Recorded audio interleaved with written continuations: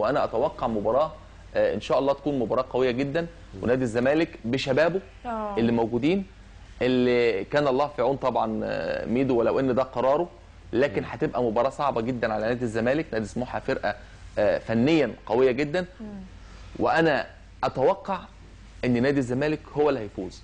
تتوقع فوز الزمالك؟ فوز الزمالك على اعتبار ان في حاجات تانية غير الكوره بتأثر على الكوره.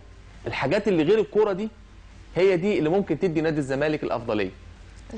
اللي هي ايه؟ اللي هي في شباب، في روح، في طموح، في جمهور نادي الزمالك اللي وراهم. نادي الزمالك، لعيبه نادي الزمالك خلي بالكم، او لعيبه النادي الاهلي وهو في الملعب بيفكر بعد ما تخلص المباراه هواجه الجمهور هقول لهم ايه؟ هيقطعوني ولا هيباركوني هقول لهم ايه؟ هيشيلوني؟ دي حاجات بتدي. في حاجه اسمها هرمون الادرينالين، ده بيفرز عند الخطر، عند الشعور بالخطر او الشعور بالخوف. فده ممكن تلاقي اللعيب بيدي طاقه اكبر من طاقته من غير منشطات ومن غير حاجه، هو نفسه الهرمون كده بيعمل كده بالظبط كده. فانا على غير بقى الكوره خالص، انا اتوقع فوز الزمالك. طب المباراه هتنتهي بركلات ترجيح ولا في التوقيت ال 90 دقيقه؟